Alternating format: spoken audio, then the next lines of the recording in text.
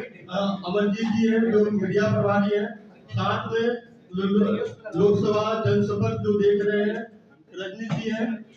और मैं इस कार्यक्रम को आगे बढ़ाते हुए सबसे पहले मैं आप लोगों को धन्यवाद करना चाहूंगा कि आप लोग कम समय में अपना कीमती समय लेकर हम लोगों के बीच में आए। और जब से बहन जी का टिकट की घोषणा हुई थी, टाइम का अभाव था।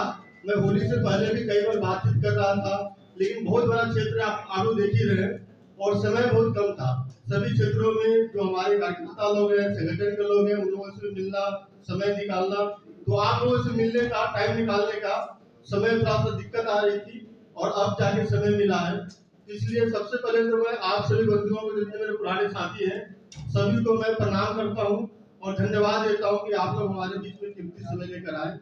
अब मैं इस कार्यक्रम को आगे बढ़ाते हुए बहन जी से अपील करूंगा कि आप लोगों को एक्सेस करें। धन्यवाद। सभी साथियों को नमस्कार। आज की इस मीटिंग में मेरे साथ मंच पर उपस्थित मेरे भाई पंकज जी, अमर जी और रजनी जी के साथ अपने सभी मीडिया के साथियों को नमस्कार करती हूँ। लोकसभा चुनाव का आगाज हो चुका है, नॉमिनेशन भी नहीं हुआ है, लेकिन जैसे ही टिकट डिक्लेयर होती है तो चुनावी शंखनाद पूरा हो जाता है। तो भारतीय जनता पार्टी की तरफ से मैं कमलजीत शेखावत पश्चिमी दिल्ली लोकसभा की प्रत्याशी हूँ। आदरणीय प्रधानमंत्री जी ने, हमारे राष्ट्रीय अध्यक्ष जगत प्रकाश नड्डा जी ने और प्रदेश अध्यक्ष वीरेंद्र सचदेवा जी ने मुझ पर बहुत बड़ा विश्वास जताया है और मैं लगातार क्षेत्र में लोगों के संपर्क करने के लिए, क्योंकि क्षेत्र बहुत बड़ा है, मैं लोगों के बीच में जा रही हूँ। तो सर्वप्रथम मैं अपने शीर्ष नेतृत्व का धन्यवाद करती हूँ और अपने मीडिया के साथियों का भी धन्यवाद करती हूँ। आप ऑलमोस्ट सब मुझसे क्षेत्र में मिल चुके हैं, लगातार मिलना रहा है और आप लोग कवर करते रहे, लेकिन मुझे लगा कि आप लोग वो हैं जो निष्पक्ष भूमिका में होते हैं। किसी को कितना भी अच्छा लगे या बुरा, हर बात जानने का आपको अधिकार है और उनके उस अधिकार को समझते हुए मुझे लगा कि मैं एकदम अगर आप लोगों को बुलाती हूँ तो शायद आपके पास बहुत कम सवाल होते। आज जब 40 दिन बीत चुके हैं और इतने ही दिन बाकी हैं, तो ये वो मीटिंग टाइम है जब आप भी जनता के बीच में सवालों को ले चुके हैं, क्योंकि आपकी जिम्मेवारी हमसे भी बड़ी है। आप निष्पक्ष भूमिका में रहते हैं, आपको ठीक को ठीक और गलत को गलत कहते वक्त घबराना नहीं चाहिए। और यही निवेदन मैं आपको आज की प्रेस कॉन्फ्रेंस में भी करूँ। किसी सवाल पर कोई पाबंदी नहीं है, सिर्फ मुझे लगता है कि शब्दों को और भावना को ठीक हो तो कोई बात लिखी नहीं होती, भावना होनी चाहिए कि सत्य जानना है। तो मैं आपको आज निवेदन करना चाहती हूँ कि मेरे को तो आपने जो साथ दिया मैं उसकी आपकी धन्यवादी हूँ और अब नहीं दिया है, हमेशा देते रहे। मैं अगर आज इस पोजीशन पर पहुंच भी पाई, एक बहुत ही आम घर से हूँ, कार्यकर्ता हूँ, तो मैं आज जहाँ तक पहुंची उसमें आपका रोल रहा है, क्योंकि आप जहाँ जाते हैं बात करते हैं और आपकी बातों पर लोग विश्वास करते हैं, इसीलिए आपको लोकतंत्र का एक मुख्य स्तंभ कहा गया है। तो आज का मेरी तरफ से तो इतना ही निवेदन है। आपके जो भी सवाल है, मुझे अपनी तरफ से टाइम की कोई दिक्कत नहीं, आप जितना चाहे टाइम ले सकते हैं, क्योंकि जितने भी आप सवाल पूछेंगे मैं उनका जवाब दूंगी। और अगर लगता है कि भाई किसी को जल्दी है वो अपने पहले पूछ ले, मतलब मेरी तरफ से टाइम की कोई कंस्ट्रेंट नहीं है, ना सवालों की है। जो जिसके मन में हो मैं उसका खुलकर आप सवाल पूछिएगा और मैं खुलकर ही उसका जवाब देना चाहूँगी। मेरे सभी आप लोग साथी हो, साथी से ज़्यादा आप सब मेरे भाई बहन। हम सब लोग तकरीबन एक ही तरह से स्ट्रगल करते हुए आगे बढ़ रहे हैं और मेहनत कर रहे हैं। तो इस मेहनत में एक दूसरे के हमें जो पॉजिटिव बात है वो भी, सजेशन है वो भी, और जो नेगेटिविटी है वो भी, सब पर बात करने के लिए मैं आपको आमंत्रित करती हूँ। नमस्कार। तो मेरा पहला सवाल है कि आपने अभी तक 2 राउंड कर दिया आपने विधान लोकसभा में, कैसा रिस्पांस मिल रहा है, जनता क्या कह रही है आपसे, और आम आदमी पार्टी कांग्रेस भी तरह तरह के दावे कर रही है, उस पर आपका क्या रिएक्शन? सर्वप्रथम तो मैं अभी एक ही राउंड पूरा नहीं कर पाई क्योंकि 25 लाख की लोकसभा है, लेकिन बहुत क्षेत्र में जाना हो गया है। मोदी जी ने जो 10 साल में किया है वो ब्लैक एंड व्हाइट है। पहले उन्होंने 2014 का, फिर 2019 का मैनिफेस्टो दिया और मैनिफेस्टो के बाद काम पूरा करने की उन्होंने अपनी रिपोर्ट भी दी है। तो जब क्षेत्र में जा रहे हैं, कहीं से भी ये सुनने में नहीं मिल रहा है कि ये कहा गया था और ये नहीं हुआ है। तो सबसे पहले तो मुझे संतुष्टि यही हुई है कि अपने नेतृत्व के ऊपर जनता का भरोसा दिखाई दे रहा है। तो इसीलिए मैं इस बात को आज आशीर्वाद के रूप में ले रही हूँ। बाकी रही आम आदमी की और जो दूसरी पार्टी है, आम आदमी पार्टी के साथ कांग्रेस जो गठबंधन में है, मैं उनके बारे में ज्यादा इसलिए नहीं कहना चाहती कि मुझे लगता है कि ये प्रेस कॉन्फ्रेंस में मैं अपनी ही बात कर लूँ। जब तक पर्टिकुलर आपकी तरफ से कोई सवाल नहीं है, तब तक मुझे लगता है कि मुझे अपनी ही बात करनी चाहिए। हाँ, आपका कोई सवाल है, कुछ पूछना चाह रहे, मुझे कोई दिक्कत नहीं है, लेकिन मैं अपनी पार्टी की परफॉर्मेंस को लेकर पिछले 10 साल की जनता के बीच में विश्वास की भावना को देख पा रही हूँ। मैम, आम आदमी पार्टी और कांग्रेस के गठबंधन से भाजपा दबाव महसूस कर रही है? दो दल जो एक दूसरे को कोसते हुए आगे बढ़ रहे थे। अरविंद केजरीवाल जी का राजनीति में आना, सबसे पहले बयान ये था कि कांग्रेस की मुख्यमंत्री शीला दीक्षित की डायरी मेरे हाथ में है, आते ही मैं उनको सजा दिलवाऊंगा। और कांग्रेस का भी एक ही कहना था कि ये लोग राजनीति के लायक नहीं है। ऐसे दो दल जब गठबंधन कर रहे हैं, तो क्या वो देश के हित में कर रहे हैं? आदमी जीवन में कुछ भी खो दे, अपने सिद्धांतों से उसे नहीं हिलना चाहिए, क्योंकि बाकी धूप जहाँ है वही छाव आती है। ये जनता है, ये सब जानती है। तो इसलिए मुझे लगता है ये गठबंधन अपने आप में ही इस बात का द्योतक है कि दोनों दल एक दूसरे के अस्तित्व को बचाने के लिए साथ मिलकर आए हैं। जनता में दोनों के ऊपर कोई विश्वास नहीं है। पश्चिमी दिल्ली के मतदाता कमलजीत सरावत पे भरोसा क्यों करते हैं? पश्चिमी दिल्ली लोकसभा के सभी क्षेत्रवासी दो कारण से कमलजीत शेरावत पर भरोसा कर सकते हैं। एक पहला भरोसा है प्रधानमंत्री नरेंद्र मोदी जी के 10 साल में भारत के काम नहीं, पश्चिमी दिल्ली के काम जो पश्चिमी दिल्ली में हुए वो आंखों के सामने है।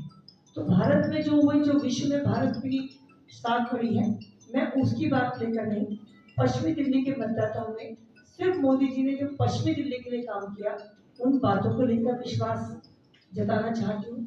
और दूसरी बात, मेरा भी अपना 6 साल का एक चुने हुए प्रतिनिधि के रूप में रोल रहा है। मेयर रही हूँ, लीडर ऑफ हाउस रही हूँ, स्टैंडिंग कमेटी मेंबर रही हूँ, पार्टी की बहुत पोजीशन कर रही हूँ।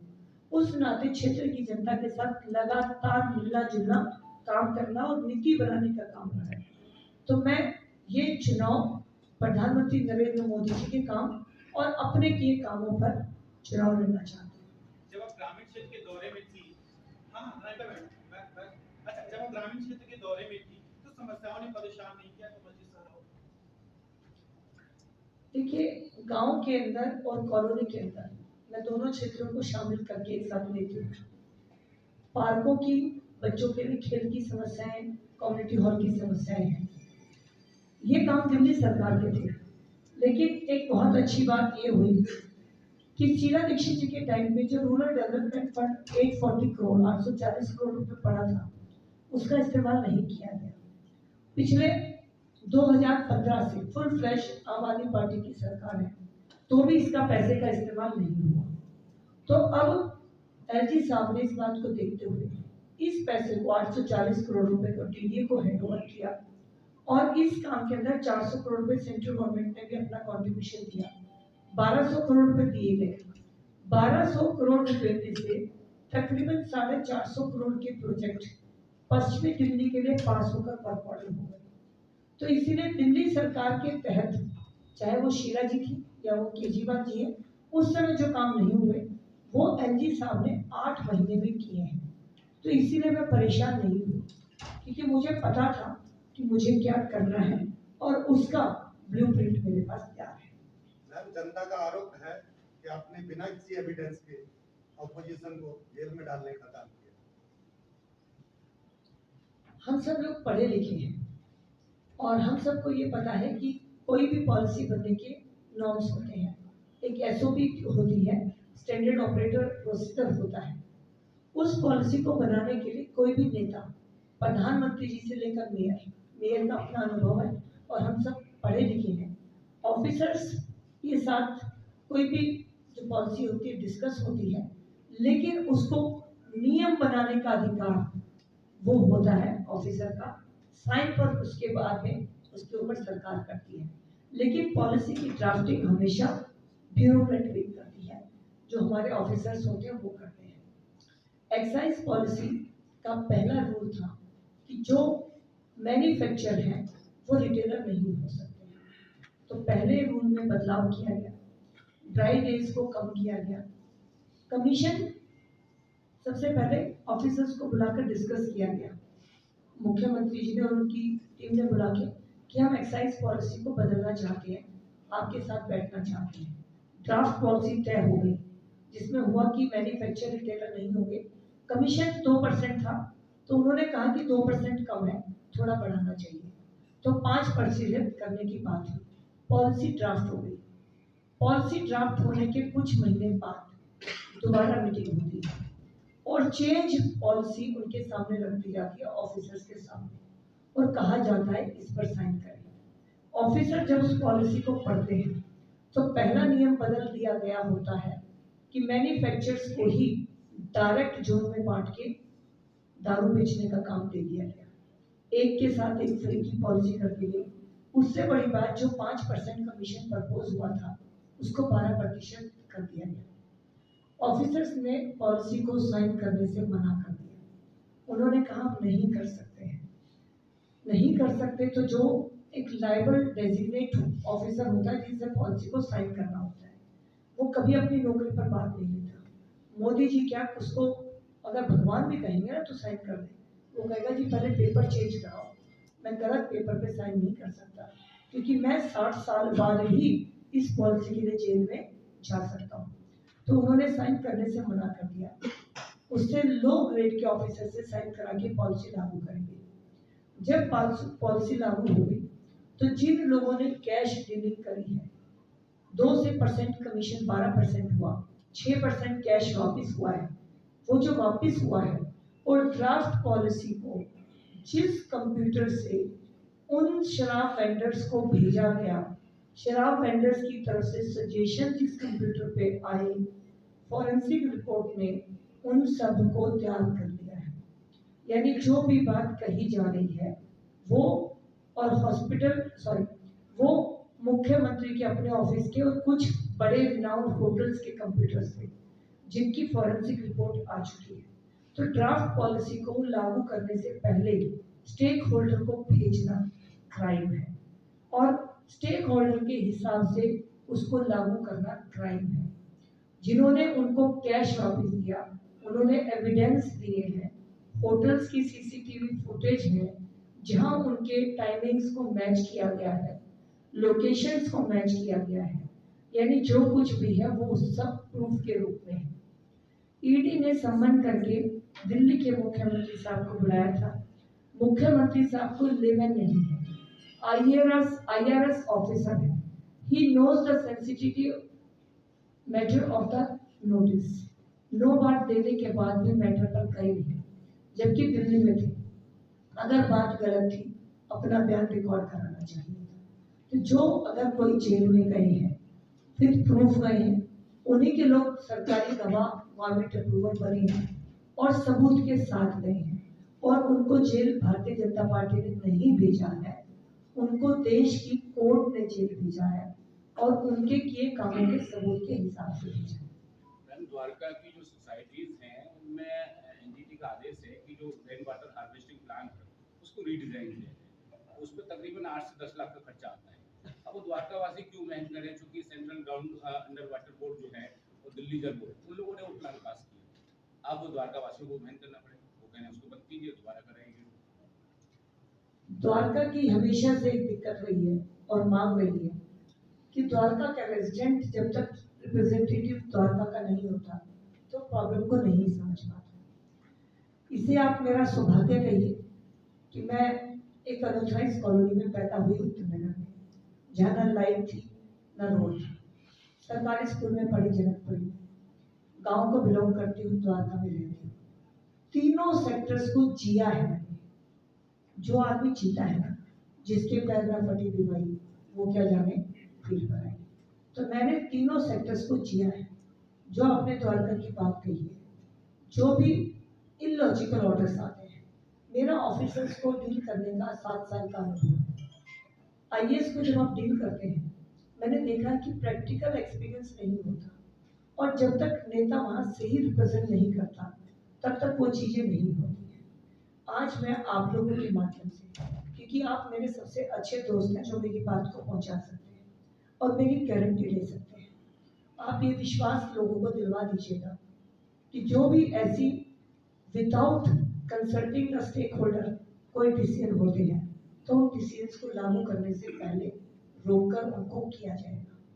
एक बात मैं अपने साथियों को और बताना चाहती हूँ, रौनक, बबुआ जिसको कहते हैं, गिन्नी जिसको कहते हैं, आदि, ये तीनों फेमस आरजे हैं और तीनों मेरे बहुत अच्छे दोस्त हैं।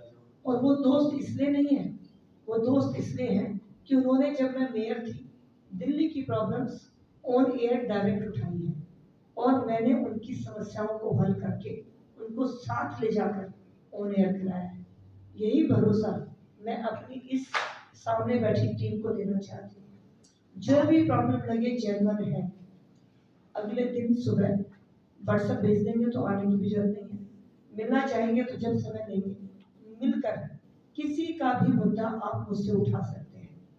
हर मुद्दे के लिए मैं उतनी ही सेंसिटिव हूँ। जनता की भलाई के लिए सब मिलकर भी काम करें तो भी कम है। तो आप लोगों को मैं अपना साथी बनाकर इन सभी बातों को आगे उठाऊंगी। मैं शुरू करना चाहती हूँ। मैं आपसे ये पूछना चाहती हूँ कि जब आपको प्रत्याशी घोषित किया गया था भाजपा की तरफ से, तो 10 दिन तक आपने पदयात्रा की थी। उसके बाद आपने एक ब्लूप्रिंट तैयार किया था। आपने कहा था शिवाजी मार्ग से ट्रैफिक को हटवाना हमारा प्लान रहेगा, प्रदूषण हमारा प्लान रहेगा। अब काफी दिन बीत चुके हैं आपको पदयात्रा करते हुए, लोगों से मिलते हुए, ठीक है, तो अब आपकी क्या परेशानियां आप इलाके में देख रही हैं, जो आपकी प्राथमिकताएं रहेंगी? जी, बहुत लंबा अनुभव है मेरा टीचिंग का। मैं पीजीटी कॉमर्स टीचर रही हूँ। फिर मेरा राजनीति में लंबा अनुभव है, जिले की राजनीति से लेके प्रदेश महामंत्री तक। 10 दिन में मुझे समझ में आ गया था। 10 दिन के बाद मैंने उन प्रॉब्लम्स को रिकन्फर्म करती गई। मेरा ब्लूप्रिंट आज भी वही है, वो 50 दिन बाद भी रही है। लेकिन मुझे ये समझ में आया है कि ऑफिसर्स को लेकर अगर नेता कोई रूल बना दे तो रूल चलता नहीं है। अब जैसे आपने एक ट्रैफिक की बात की, शिवाजी मार्ग जिसको हम कहते हैं, वो राजा गार्डन से लेकर और नजरगढ़ तक जाता है, लाइफ लाइन वो हमारी लोकसभा की। इसके अंदर मुझे अभी तक 5 स्टेक होल्डर समझ में आए। सबसे पहले मुझे समझ में आया है वहाँ का डीसीपी ट्रैफिक, दिल्ली पुलिस, तीसरा नेता, चौथा मार्केट एसोसिएशन, 5वीं RWNG। इन सब के साथ मैराथन बैठक करनी होगी, सॉल्यूशंस भी देने पड़ते हैं। आप इम्प्रैक्टिकल बात नहीं कर सकते हैं। गाड़ी नहीं आएगी, रेडी नहीं लगेगी। रेडी वहां तो नहीं लगेगी, लेकिन कहाँ लगेगी, क्या येलो लाइन होगी, कहाँ से आगे गाड़ी खड़ी करना भी बर्दाश्त नहीं होगा। कौन से स्टेक होल्डर की क्या, जब पांचों सहमत होंगे और पांचों बैठकर जब पॉलिसी बनेगी तो उस पॉलिसी को कोई फेल नहीं कर पाए। वो पांचों के साथ मुझे एक बार में, मेरा अपना शिवानी जी नाम था, मेरा आपसे कहना है कि मैंने ये अपने लाइफ में सीखा है कि जब तक प्रॉब्लम की तह तक पहुंचकर उसको सॉल्व नहीं करते, ऑल्टरनेट्स नहीं देते, हर स्टेक होल्डर की मर्जी से उसको शामिल नहीं करते, तो वो मन से स्वीकार नहीं करते। ये प्रॉब्लम 6 महीने के अंदर आप लोग गारंटी ले लीजिएगा। 6 महीने इसलिए कह रहे हो, मुझे 2 महीने की तो बैठ के करनी पड़ेगी। बहुत बैठक होंगी, इसमें छोटी छोटी बैठक होगी, फिर वो बड़ी होगी, फिर वो ऑफिसर्स के साथ होनी शुरू होगी, फिर वो जाकर इम्प्लीमेंटेशन पर आ जाएंगी। लेकिन ये आप विदिन 6 मंथ इस प्रॉब्लम को सॉल्व होते देखेंगे, और जब वो प्रॉब्लम इम्प्लीमेंट हो जाएगी तो उसके बाद मेरी गाड़ी रोज रात को वहाँ से जाकर मैं उस बात को इंश्योर करूँगी। सुबह भी वहाँ से निकलूँ और शाम को भी वहाँ से आऊँ। और ये बात मैं आपको थ्योरी में नहीं कह रही, 2 प्रैक्टिकल एक्सपीरियंस के साथ कह रही हूँ। डावड़ी मोड़ पे जो फ्रूट मार्केट लगती है, आज आपको ध्यान नहीं आ रहा होगा, कुछ साल पहले की बात, 7 साल पहले, आधे रोड तक वो बीच में रहते थे। It's not once upon a time, it's just few year back. मेरा उस रोड से आना होता था, फ्रूट भी मैं वहीं से लेती थी। मैंने खड़े होकर पहले बिना मेयर की गाड़ी के उनसे बात करी, फिर डिपार्टमेंट से बात करके उनको सिस्टम से कराई। एक दिन मैं रात को 11 बजे आ रही थी, तो जो हमने लाइन दी थी उससे आगे एक बंदे ने रेहड़ी लगा दी। मैंने रात को 11:30 बजे ही अपने डिपार्टमेंट को फोन किया कि कल सुबह इसको हिंदी भाषा सिखा देना, क्योंकि एक बार रूल टूटा और टूटा, तो रूल जब बन जाएंगे सबको मिलाकर, उसके बाद वो रूल टूटेगा नहीं। मैं इस बात को इंश्योर करूँगी। मैम एक सवाल और है मेरा कि आम आदमी पार्टी के सांसद संजय सिंह बाहर आ चुके हैं, बड़ी तेजी से ये लोग जेल के बदले वोट का ये अभियान चला रहे हैं, इसका असर कितना आपको पड़ता हुआ दिख रहा है? सबसे पहले तो मनीष सिसोदिया जी जो इनको जब जेल भेजा गया तो उन्होंने कहा कि शिक्षा मंत्री को जेल भेज दिया। देखिए IRS है ना, डाटा से आंकड़ों से खेल करना जानते हैं। ये नहीं कहा शराब मंत्री को भेज दिया, क्या बोला, शिक्षा मंत्री को भेज दिया।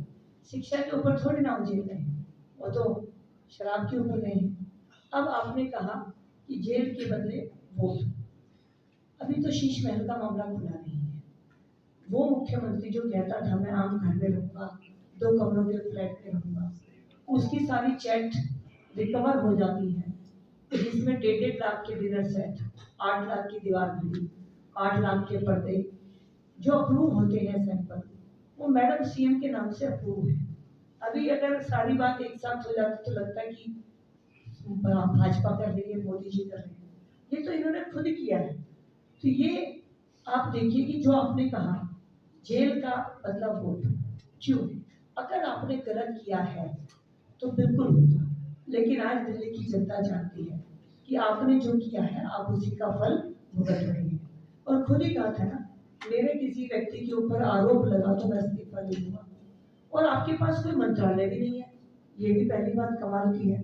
इतने मंत्रालय, मुख्यमंत्री के पास कोई मंत्रालय नहीं, जबकि कोई भी अगर CM बने ना, वो होम मिनिस्ट्री किसी को देना नहीं चाहता, क्योंकि उसे लगता है कि मेरे विजन को पता नहीं कोई दूसरा पूरा कर पाएगा नहीं, क्योंकि CM की कमिटमेंट सबसे बड़ी होती है। और इन्होंने कोई भी मंत्रालय नहीं रखा। कुछ दिन के लिए दिल्ली जल बोर्ड के CO बने तो 500 करोड़ प्लस का डिपार्टमेंट 70,000 करोड़ पे माइनस में पहुंचा दिया। तो जेल का वोट से मतलब दिल्ली की जनता, ये दिल्ली देश की राजधानी है, समझते हैं लोग। तो मुझे लगता है ये उनका एक प्रॉब्लम है।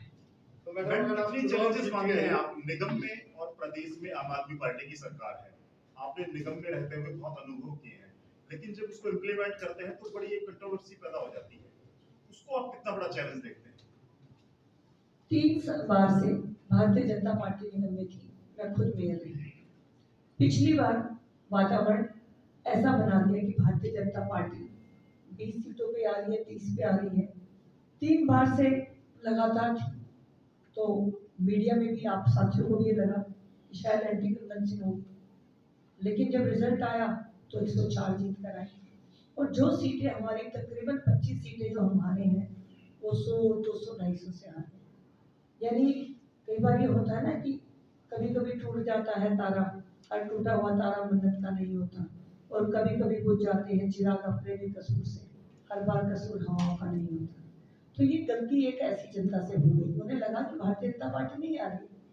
अब लेकिन जब से आई है, मैं तब से आप लोगों से रिक्वेस्ट करना चाहती हूँ, आप विकासपुरी के नाले पे चले जाइए। उस नाले पे FCTS लगाने का ऑर्डर मैंने करवाया था, बजट मैंने सेंक्शन कराया था। आप जैसे ही पुलिस पोस्ट से विकासपुरी की तरफ नाले पे चलेंगे, किलोमीटर तक जो कहते थे ना कूड़े के ढेर, 3 खत्म कर देंगे, बना हुआ है। Nawada metro station prominent position, उसके नीचे की आप फोटो ले लीजिए। डावड़ी मोड़ से आप उत्तर नगर टर्मिनल की तरफ चले जाइए, ओपन में किलोमीटरों तक कूड़ा पड़ा हुआ है। तो ये इनका निगम में आना, शायद जनता को भगवान यही दिखाना चाहते थे कि भाई आगे कभी कोई गलती मत कर देना, एक बार इनको यहाँ पर भी लाकर दिखा देते हैं। किसी का फोन नहीं उठता। हमारे समय में आप में से भी किसी साथी ने फोन किया होगा, तो हमने उनको दिल से समझकर काम किया है। और मेरे साथी, अब तो मैं यहाँ बात कर रही हूँ, जो मेरे स्टेक होल्डर आपकी मीडिया से सदन में थे, वो मेरे कमरे में आके जब चाहे बात कर सकते थे। आज वो मेयर के कमरे में फटक नहीं सकते।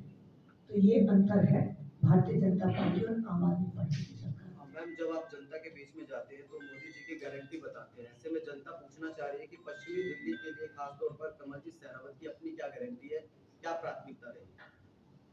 प्रधानमंत्री नरेंद्र मोदी जी ने थोड़े दिन पहले द्वारका एक्सप्रेसवे का उद्घाटन किया। शिव मूर्ति से जब चढ़ते हैं और मात्र 4 मिनट में जब आप द्वारका उतर रहे हैं तो गारंटी के पूरा होने की गारंटी है। अर्बन एक्सटेंशन रोड साथ में तैयार है। दिल्ली सरकार ने, फॉरेस्ट डिपार्टमेंट ने पेड़ काटने की रिप्लेस करने की परमिशन 2 साल नहीं दी, इसीलिए उस फाइल को एलजी ने बुलाकर अप्रूव किया। अब वो क्लियर हो गया है, अर्बन एक्सटेंशन रोड बनने वाला है। कमलजीत शेरावत की 4 गारंटी अपने क्षेत्र के लिए है। मेरी पहली गारंटी है कि हमारे यहाँ पे जो कॉलोनी है, क्योंकि हमारे यहाँ कॉलोनी बहुत है और गांव है, उनके अंदर जो भी डीडीए ग्राम सभा की भूमि होगी उस पर गांव के इस्तेमाल के लिए पार्क, स्पोर्ट्स फैसिलिटी या कम्युनिटी हॉल बनेंगे। दूसरी बात, मेरी द्वारका एक मेरा क्षेत्र है। द्वारका को लेके मेरी ये गारंटी है कि 3 साल में द्वारका आपको न्यूट्रिएंट जोन से ऊपर के ग्रेड पर महसूस होगी। और उसके लिए मैं बात नहीं कह रही हूँ, मेरे पास ब्लूप्रिंट है। आप मुझे 1.5 घंटा बात करेंगे तो मैं सेक्टर वाइज बता सकती हूँ मैं क्या काम करूँ। आप गांव वाइज बात करेंगे, कॉलोनी वाइज बात करेंगे तो मैं बता सकती हूँ। अभी मेरा तिहाड़ गांव में जाना हुआ, एंट्री नहीं है, वहाँ पे डीडीए पार्क से एक एंट्री होनी है, वो मेरी कमिटमेंट है। खयाला के पास यही एक समस्या है, तकरीबन 76 एकड़ की जगह है, वो मेरी कमिटमेंट है। और अभी मेरा ब्लूप्रिंट क्या है मैं आपको वो भी बताना चाहती हूँ। मेरा अपने हर टीम साथी से रिक्वेस्ट हो चुका है कि चुनाव के 15 दिन बाद हर वार्ड की 10-10 समस्याएं लिख के मुझे दे दीजिएगा। वो जो 10-10 समस्याएं लिखकर आएगी वो समस्याएं हो जाएगी 380। उन 380 पे मैं एक टीम बिठाऊंगी और वो समस्याओं को डिपार्टमेंट वाइज अलग करेगी। पीडब्ल्यूडी की अलग होगी, डीडीए की अलग होगी, दिल्ली जल बोर्ड की अलग होगी, ताकि मैं एक फाइल बनवाऊँ। फिर मेरे 38 वार्डों की दिल्ली जल बोर्ड की एक ही फाइल बन जाएगी, डीडीए की एक बन जाएगी, डीसीपी ट्रैफिक की एक बन जाएगी। और फिर मैं 1 से लेकर 15 तक जो जहाँ धक्के खाने हैं मुझे उनके नाम लिखूंगी और फिर मैं रोज धक्के खाऊंगी। दिल्ली में संकल्प पत्र है, वो संकल्प पत्र भारतीय जनता पार्टी का नहीं है, भारत के उन लोगों का है कि अगले 25 साल में वो देश में क्या देखना चाहते हैं। तो हम तो अपना चुनाव अपने किए काम और अपने किए हुए कामों के अलावा जो हम करने वाले हैं उन पर लड़ रहे हैं। अब बीच में कौन क्या कर रहा है इसका जवाब तो इस पर चुनाव आयोग को संज्ञान लेना चाहिए। जो भी गलत है उस पर चुनाव आयोग को संज्ञान लेना चाहिए। आजकल हाउस टैक्स की तलवार लटकी है और ग्रामीण इसका विरोध कर रहे हैं, तो आपका क्या मानना है, हाउस टैक्स लगना चाहिए या नहीं लगना चाहिए? गांव के अंदर क्योंकि लाल डोरा एक्सटेंड होने में दिक्कत नहीं है, तो जो घर रहने का है उस पर टैक्स नहीं होता। जो कमर्शियल एक्टिविटी जहाँ होती है वहाँ टैक्स होता है। अब जो गांव में आपने नोटिस की बात करी है, दिल्ली सरकार में जब मुख्यमंत्री बोलते थे तो कहते थे अगर निगम में हमारी सरकार आ गई तो हम दिल्ली से प्रॉपर्टी टैक्स खत्म कर देंगे। मैं रिपीट कर रही हूँ, उन्होंने कहा था हम प्रॉपर्टी टैक्स खत्म कर देंगे। लेकिन मेरे द्वारका के आनंद जी यहीं पे होंगे, दिल्ली के द्वारका में, क्योंकि हम द्वारका की सोसाइटियों में अंदर काम नहीं कर पाते तो हम 20% की रिबेट देते थे, उन्होंने वो रिबेट खत्म कर दी। तो क्या कहा जाता है और क्या किया जाता है, मैं अपनी और प्रधानमंत्री नरेंद्र मोदी जी की गारंटी ले रही हूँ कि जो मैंने आपको आज कहा है 5 साल बाद भी इसकी रिकॉर्डिंग सुनाएंगे तो इससे ज्यादा किया हुआ काम पाएंगे। दिल्ली सरकार ने जिस तरह से प्रॉपर्टी टैक्स पे झूठ बोला, ऐसी झूठ की राजनीति हम नहीं करते। और नोटिस का विरोध अगर गांव में इस पॉलिसी के तहत अलग नोटिस जा रहे तो होना चाहिए। प्रश्न आपसे, क्या इस बार आसान रहेगा 400 पार? मुझे लगता है कि भारत की जनता को लगने लगा है कि 400 पार clear mandate, clear decision, clear development, clear vision और भारत को जरूरत है। 75 साल बहुत खराब हुए हैं, इसीलिए क्लियर विजन के साथ 400 पार होंगे ही होंगे, बहुमत में परसेंटेज भी होंगे। पश्चिमी दिल्ली के लोगों को जानना है कि आप इलेक्शन जीतने के बाद आयुष्मान योजना चालू करवा देंगे। हमारी कोशिश रहेगी 5 लाख का हेल्थ का जो फैसिलिटी है वो दिल्ली को मिलनी चाहिए। दिल्ली के मुख्यमंत्री ने उस फाइल को रिजेक्ट कर दिया था, लेकिन हमारी कोशिश रहेगी। ओल्ड एज पेंशन जो मिल रही थी वो अब आम आदमी पार्टी ने बंद कर रखी है, क्या आप उसको चालू करवा देंगे? अटल पेंशन योजना की फाइल दिल्ली के भेजी गई थी। दिल्ली के मुख्यमंत्री ने मना कर दिया कि हम अपनी पेंशन खुद देंगे और उसके बाद खुद की पेंशन भी नहीं लगाएंगे। तो इसी ने चुनाव के बाद अटल पेंशन योजना को दिल्ली में लागू करने के लिए हम बात करें। मैडम एक लास्ट सवाल बता दूं कि आमतौर पर होता क्या है कि जब एमपी लोग बन जाते हैं ना तो गायब हो जाते हैं। यहाँ भी ऐसे ही हाल था और पूरे कम हो गए पूरी दिल्ली और इंडिया में यही हाल है। तो वो मैनेज कैसे करोगे ये बता दो ताकि सर्वसुलभ हो जनता मिल सके। मेयर शायद एमपी से भी बड़ा होता है क्योंकि उसको पास रिस्पॉन्सिबिलिटी बहुत होती है। मेरा घर सेंटर में है, पश्चिमी और नजफगढ़ लोकसभा के पीछे, और मैंने काम के लिए कहा कि काम के लिए आने की जरूरत है, लेकिन जब भी मिलना होगा तो जो लोग आएंगे जितना वो मेरा सम्मान अपने घर में कर सकते हैं उतना ही उनको यहाँ पर मिलेगा। मुझे जब बुलाया जाएगा मैं उसी समय पे क्षेत्र में जो मुझे टाइम दिया जाएगा मैं पहुंचूंगी।